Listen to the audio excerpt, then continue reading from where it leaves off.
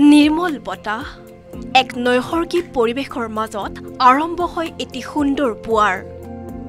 কুঁৱলীৰ আচ্ছাদনৰ মাজত উজান বজাৰ স্থিত সতীৰাধিকা উদ্যানলৈ সূৰ্য উদয় হোৱাৰ লগে লগে আহে বহু লোক ব্ৰহ্মপুত্ৰ ৰিভাৰ ফ্ৰণ্টৰ সৌন্দৰ্যই কৰিছে সকলোকে এতিয়া মন্ত্ৰমুগ্ধ যাৰ বাবে কেৱল সন্ধিয়া নহয় পুৱাৰ সময়তো শ শ লোকৰ ভিৰ দেখিবলৈ পোৱা যায় ব্ৰহ্মপুত্ৰ ৰিভাৰ ফ্ৰণ্ট উদ্যানত প্ৰতিগৰাকী লোকে উপভোগ কৰে ব্ৰহ্মপুত্ৰ ৰিভাৰ ফ্ৰণ্টৰ প্ৰাকৃতিক সৌন্দৰ্য নিচে কাষত থকা মহাবাহুৰ বুকুৰ পাৰতে সকলো ব্যস্ত হৈ পৰে শৰীৰ চৰ্চাত ব্ৰহ্মপুত্ৰৰ পাৰতে যোগাসন কৰাত ব্যস্ত বহু লোক আকৰ্ষণীয় কথা এই যে গুৱাহাটী মহানগৰীৰ প্ৰথমখন অত্যাধুনিক প্ৰযুক্তিৰ দ্বাৰা নিৰ্মিত ৰিভাৰ ফ্ৰণ্ট উদ্যানৰ ভিতৰতে আছে শৰীৰ চৰ্চা কৰিবৰ বাবে এখন আটকধুনীয়া জিম ইমান এটা ধুনীয়া আমাৰ ব্ৰহ্মপুত্ৰখন বিবহিত হোৱা নাই বুলি এটা মনতে সদায় ভাৱ হৈ থাকে বাহিৰৰ ৰাজ্যত বা বাহিৰৰ দেশত সাগৰখন বা নিজৰ নিজৰ ধুনীয়া নদীখন ইমান সুন্দৰভাৱে ব্যৱহাৰ কৰিছে কিন্তু অসমত তেনেকৈ হোৱা নাছিলে বুলি অনুভৱ হৈছিলে কিন্তু ইয়াত আহি পেলাই এটা এনেকুৱা এটা অনুভৱ হৈছে আজি ব্ৰহ্মপুত্ৰখন আমাৰ ব্ৰহ্মাৰ পুত্ৰখন এটা ধুনীয়াকৈ যাতে মানুহে উপভোগ কৰিব পাৰে ইয়াৰ ইমান সৌন্দৰ্যতা আছে আৰু এটা ভাল লাগিছে আমাৰ এখন হেংগিং টাইপ হৈ আছে ওলমি থকা এখন গতিকে ইয়াত আহি এটা সঁচাকৈ আপ্লুত হৈছোঁ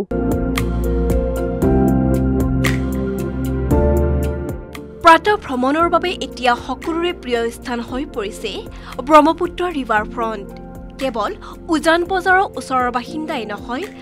গুৱাহাটীৰ বহু দূৰ দূৰণিৰ পৰা ব্ৰহ্মপুত্ৰৰ নৈসৰ্গিক সৌন্দৰ্যৰ সৈতে ব্ৰহ্মপুত্ৰ ৰিভাৰ ফ্ৰণ্ট উদ্যানত কুঁৱলীৰ আচ্ছাদনৰ মাজত খোজ কাঢ়িবলৈ আহে বহু লোক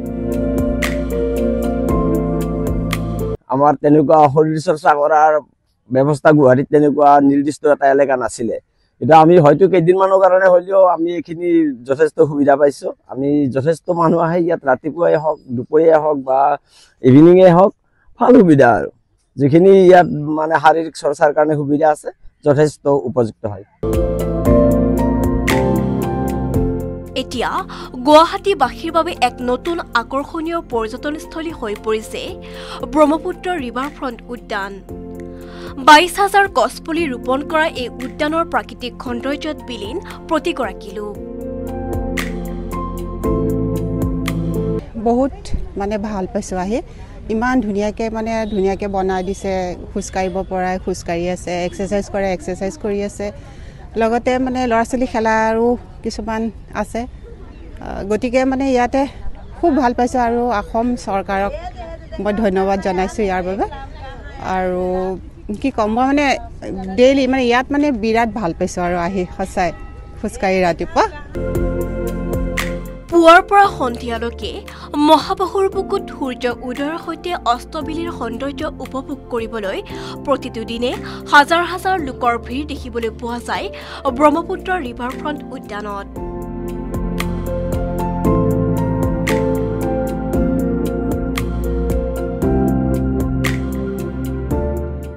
গুৱাহাটীৰ পৰা জেবিন চুলতানৰ ৰিপৰ্ট লোকেল 18